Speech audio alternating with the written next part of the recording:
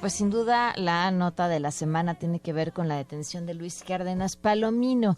Víctor Hernández, experto en seguridad, nos acompaña en la línea. ¿Cómo estás, Víctor? Buenas noches. Pam, a tus órdenes, qué gusto saludarte. ¿Qué decir sobre esta detención en estos momentos? Es un hito importante porque las piezas clave de la tragedia que representó el sexenio de Felipe Calderón están siendo lentamente traídas frente a la justicia. Hay que ponerlo en contexto. García Luna, exsecretario de Seguridad Pública, detenido en los Estados Unidos por presuntos nexos con el narcotráfico. El general Guillermo Galván, exsecretario de la Defensa, llamado a testificar en 2019 por las acciones del llamado pelotón de la muerte en Ojinaga en 2008. Y ahora tenemos la detención de Cárdenas Palomino por uno de los episodios más vergonzosos del sistema de justicia mexicano, que es el de Florence Cassette. ¿Qué explica el fenómeno de la tortura y de las ejecuciones extrajudiciales en México? Somos un país con un profundo atraso tecnológico en términos de instrumentos para recabar evidencia forense. No hay suficientes peritos, no hay suficientes ministerios públicos. Por darte un dato, en todo México hay 1,000 médicos legistas.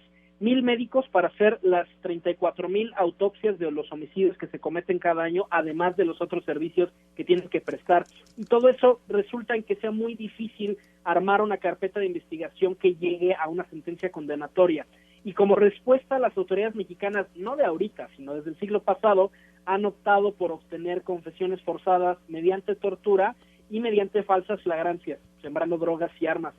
He dicho una respuesta, hay una anécdota terrorífica al respecto, hablando del caso del pelotón de la muerte en Ojinaga en 2008, que de hecho el exsecretario de la Defensa, general Galván, tuvo que ser obligado a testificar porque él mismo se estaba negando. Uno de los detenidos, que fue el teniente coronel José Julián Juárez Ramírez, fue presuntamente detenido en aquel momento con dosis de cocaína de marihuana, y cuando le preguntan los policías, oye, ¿por qué tienes drogas si tú eres militar? Se supone que tú combates al narcotráfico. Le indicó, mira, es que era para agravar los delitos, ¿no? Si el detenido ya traía un poquito de droga, pues le poníamos más para que acabara en un Ministerio Público Federal, y eso es lo que preocupa, Pam, que se está resquebrajando la idea de que la guerra de Calderón era una guerra legítima, cuando en realidad lo que se cometió fueron una serie de atropellos. Yo veo al expresidente Calderón muy contento en medios, en redes sociales, presumiendo que volvería a sacar a las Fuerzas Armadas, a esta política pública desastrosa, cuando se le olvida que el día menos pensado, con todos estos personajes que están saliendo a la luz, se le puede venir un litigio importante en su contra. Yo lo veo muy confiado. Y ahora muy calladito, ¿no? Con esta última detención prácticamente no ha dicho mucho. Sí, por supuesto. A ver, este discurso de yo no sabía lo que hacía García Luna, a ver, hay evidencia abrumadora, sea orden de Calderón, ¿no? O de su personal, de una cantidad impresionante de ejecuciones extrajudiciales, de casos de tortura, y además el problema es que esos mismos personajes hoy están bajo el amparo de la Cuarta Transformación, porque al presidente López Obrador se le olvida que sus generales, los que tiene en este momento, son los que pelearon la guerra de Calderón, eran los tenientes coroneles, los coroneles que se vieron involucrados en esta serie de situaciones.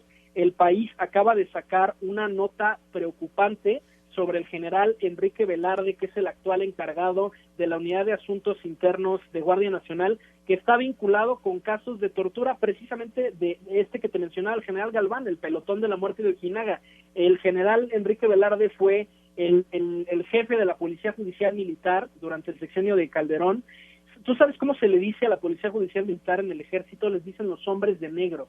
Son una fábrica de fabricación de culpables, de sembrar evidencia, de encontrar al primer, no encuentran quién la hizo, sino quién la pague, y en ese sentido, a mí lo que me preocupa es que son esos mismos personajes quienes hoy están decidiendo el rumbo de la política pública, y al final, pues con impunidad, ¿no? Que no ha habido una investigación seria al respecto de estos casos de tortura, y pues bueno, en la medida en que se consolide lo que el presidente quiere hacer, que es traspasar a la Guardia Nacional a Sedena, mucho menos vamos a saber la verdad, porque es una institución caracterizada por su opacidad y porque no le van a poner el dedo a uno de los suyos. Claro. Víctor, a pesar de lo que dices, siempre es un gusto platicar contigo. Muchas gracias, Juan. Te mando un abrazo y un saludo a nuestro auditorio. Gracias, muy buenas noches. Víctor Hernández, experto en seguridad y además quien nos acompaña casi cada semana